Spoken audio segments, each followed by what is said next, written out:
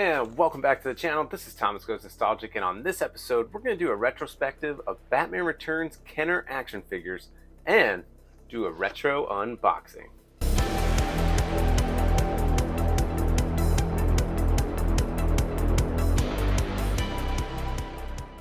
And once again, folks, welcome back to the channel. This is Thomas Goes Nostalgic. On this episode, it is Batman Day-ish. I think yesterday was Batman Day, but I figured this would be a great time to go over the 30-year anniversary of Batman Returns by looking at some of the Kenner action figures. And I have some that I want to unbox, mostly this Robin. And there's a fun story behind this Robin. I have another thing I want to unbox. So in the meantime, let's get to it.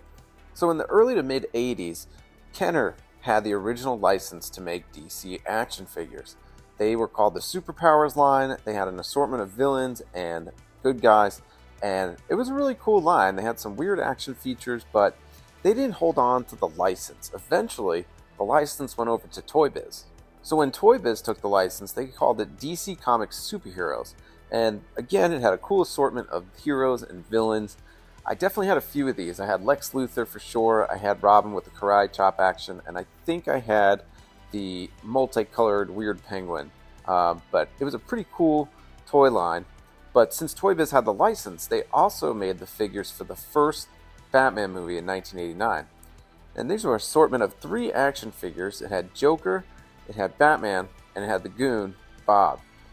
Really cool action figures, but I don't think that they were ready for the amount of popularity that this movie would draw and the demand for the figures. So I think, unhappy with the licensing, Warner Brothers switched from Toy Biz to Kenner. So when Kenner got the license for Batman, they did a collection called the Dark Knight Collection, and this was in between the 1989 Batman and Batman Returns. And this was a way for them to go back to the first film and recreate some of those action figures with more movie-accurate likenesses. So we got a more movie-accurate Batman with Michael Keaton's portrayal, and a Joker looking more like Jack Nicholson. Got an array of figures and vehicles, and it was really cool to see what they did with the line. Now, used to seeing Batman in blue, black, or gray, this was the first time we were seeing him in a variant color, gold. This was the Tech Shield Batman, and this launched a whole line of variants of Batman, and it let the action figure world know that people will buy variants. They wouldn't just buy the standard one. And this pretty much was the course for Batman from this point forward. Just variants on top of variants, repaints and repaints. And this made sense. If Batman was going to fight Penguin in a cold location, he would have a suit that would protect him from the cold. And that's how Kenner looked at it. Even though it wasn't in the movie, it could have been off-screen or something that we might have worn in the comics. And this might have been why the Toy Biz line wasn't so successful, because they couldn't think of a creative way to sell more Batman. One of my favorite Batman Returns action figures was the Deep Dive Batman. It was the first time we were getting Batman in some like neon green or yellow outfit, kind of like a scuba outfit, but I just remember playing with that figure all the time, and he was super cool. But I had a lot of fun, and he was one that you can play with in the pool or the bathtub. Man, he was awesome, and it probably wouldn't have worked out if he was just that normal black Batman. So really happy they made that one. Now, Toy Biz did make a Batcave, but Kenner took it to a whole new level.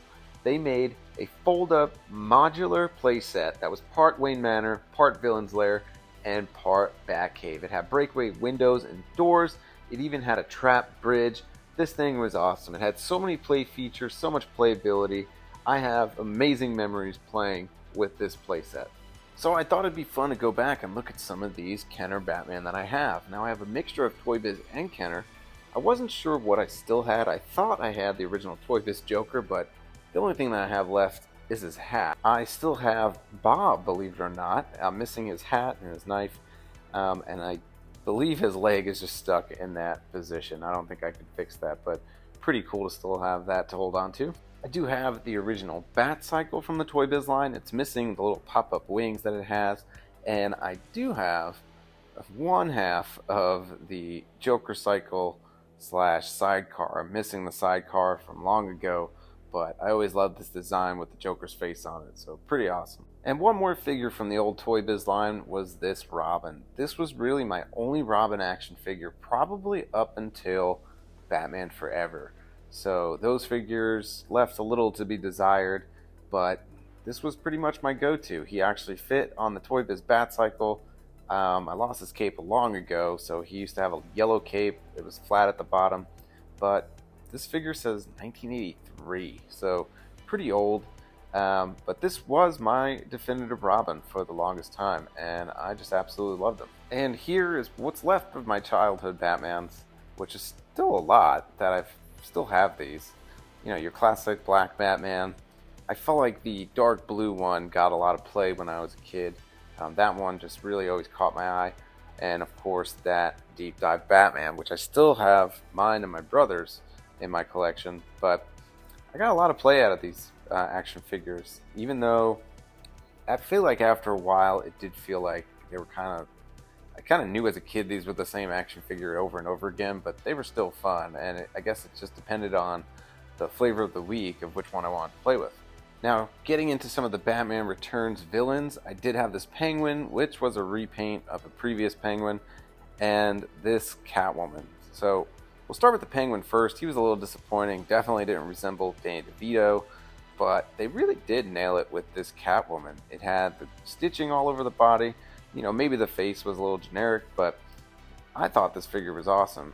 It even still has the whipping action in the arm, which is pretty cool. But I definitely had a great time with these figures, and I really just always wanted one villain from all of the movies. So as each of the movies came out in the future, that's really was my only goal. And you know, like I still have the animated Joker, but when you're a kid, you don't care. You just kind of mix and match how you will. Now, as adult collectors, we get really touchy when it comes to repaints or using the same buck as some toy companies do, you know, thinking it's lazy, but man, Kenner was super guilty of this.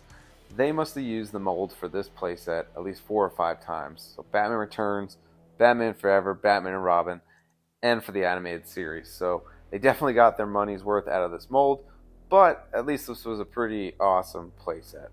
Just look at this thing. I mean, even as a kid, I thought this was super impressive.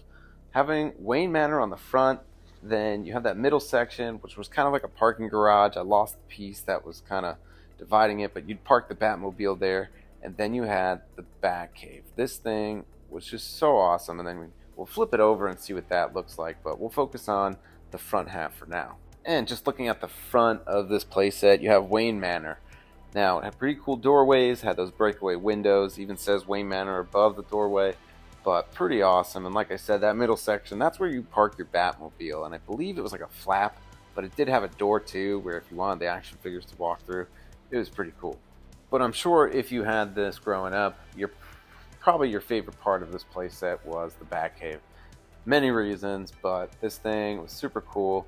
If you see all the monitors above the chair, you know, it had all those pictures of Danny DeVito's Penguin and Michelle Pfeiffer's Catwoman and all the Mayor Cobblepot posters, and they would just change this for the movie depending on the repaint. So if it was Batman Forever, it would have like Jim Carrey and Tommy Lee Jones' Two-Face and Riddler, so pretty cool. Now, if you had this quick change Bruce Wayne, this was probably the best representation of Michael Keaton that we've had to date. Really cool figure. A lot of his details on the shirt wore away, but this was the best part about this figure. So you put your quick change Bruce Wayne into the chamber and close the door. Then you take that knob at the top and turn it all the way around. And then when you open up the chamber door, Bruce Wayne has changed into Batman. This has to be one of the greatest play features ever made on a playset. And then you turn this thing around and it just had even more play features. On the right, that was like Penguin's Lair. This was themed towards every villain whenever this would get repainted, but this one says like Arctic Sewer or something like that. And then you can put a rope on the top of those rocks and have a figure glide into those doors. Pretty awesome. And I'll pick on Catwoman because she was always getting thrown through some kind of glass in the movie, but you can even throw her through that glass on the top. Sorry, Michelle. At least she has 8 more lives. But what I really wanted to do with this episode was open 2 of these Batman Returns figures. So now I've had this Robin. I bought another one so I can keep this one in the box, but this Robin has a really strange story. So you might have noticed Batman Returns didn't have Robin in the movie, but there was an actor signed on to play Robin, and that was Marlon Wayans. Supposedly, Marlon Wayans still receives residuals from his contract. It was a pay-or-play contract, whether he was in the movie or not. So he got paid for the movie about $100,000, but he still gets residuals. So that's the story. But a lot of people think that this figure was based off of Marlon Wayans. I don't really think so. I mean, he does have that flat top style haircut, which might have been big in the 90s, but really, if you look at some early artwork from Robin's first solo run, this is what he looked like. I mean, he had some of that spiky hair, he had the bangs, so I don't think it was Marlon Wayans, but that's the story. So let's start opening these figures and start off with the Penguin Commandos. So I'm about to open a 31-year-old pack of action figures, so if you're sensitive to this kind of stuff, look away. So now that those are out of the box, I really miss projectiles like this that used to come with action figures. Let's see, let's test this one out. Whoa, that's pretty strong.